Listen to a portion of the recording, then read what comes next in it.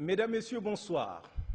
Et si on parlait de travail, le travail que les concepteurs de la République en 1958 ont choisi de mettre à mi-chemin entre l'union et le progrès dans la devise qui devrait consacrer la jeune République du Tchad, où en est-on aujourd'hui de cet engagement qui engageait l'immortalité de ce pays qui sera finalement le nôtre? Ce mot « travail » inscrit au fronton de notre République est-il une ligne d'action ou un idéal? À voir ce qui se passe dans l'administration publique, nous sommes plus proches de l'idéal. Autant nos braves paysans, hélas prisonniers d'un cycle de pluie de plus en plus irrégulier, travaillent pour nourrir la fratrie, autant dans l'administration publique, héritière du système du colon, par contre, la réalité semble être près du point 1 sur une échelle de 100.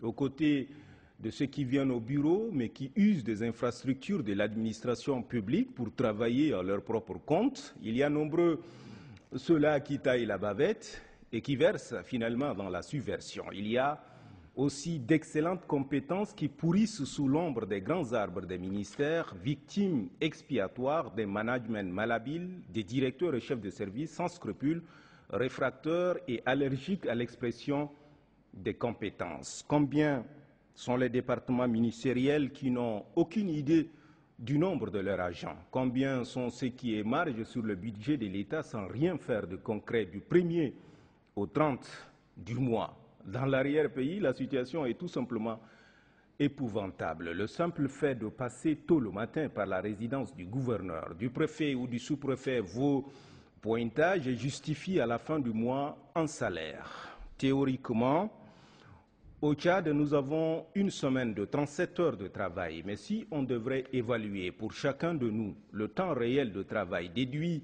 des longues heures de salamalek, des coups de fil interminables, les commérages du quartier à solder, surtout pour les femmes, les soucis familiaux qui vous suivent au bureau, les visites sans objet et même les passages des vendeurs ambulants, les longues pauses chez les bouchers du coin ou la cafétéria, le tout cumulé, il ne restera plus que fatalement la portion congrue de l'ordre de 15% qui aura été consacrée fatalement au travail de l'État, notre employeur. C'est à se demander finalement si on mérite notre salaire.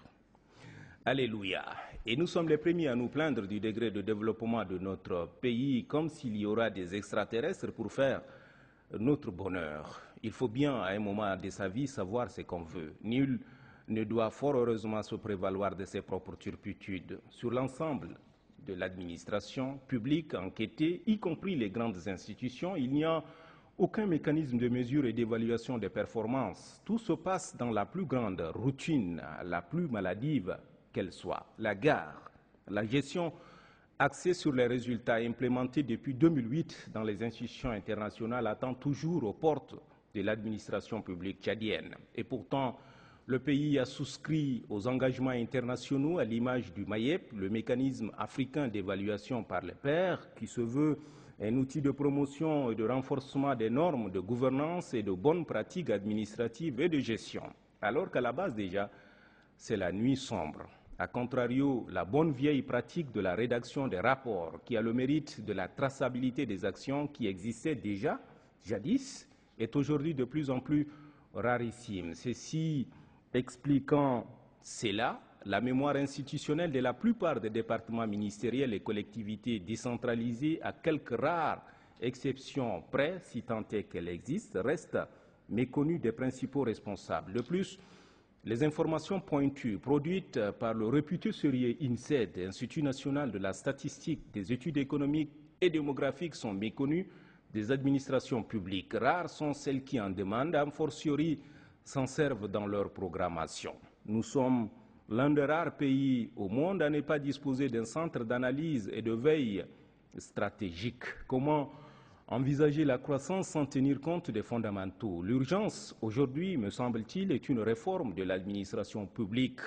C'est étrange qu'on ait tenu les états généraux de tout, sauf de l'administration. En vue de tenir les promesses de fleurs et en phase avec les visées prospectives du chef de l'État, il nous faut une administration moderne, rigoureuse, dynamique et performante. Beaucoup de bureaucrates à former et ou à recycler et très peu de bureaucratie.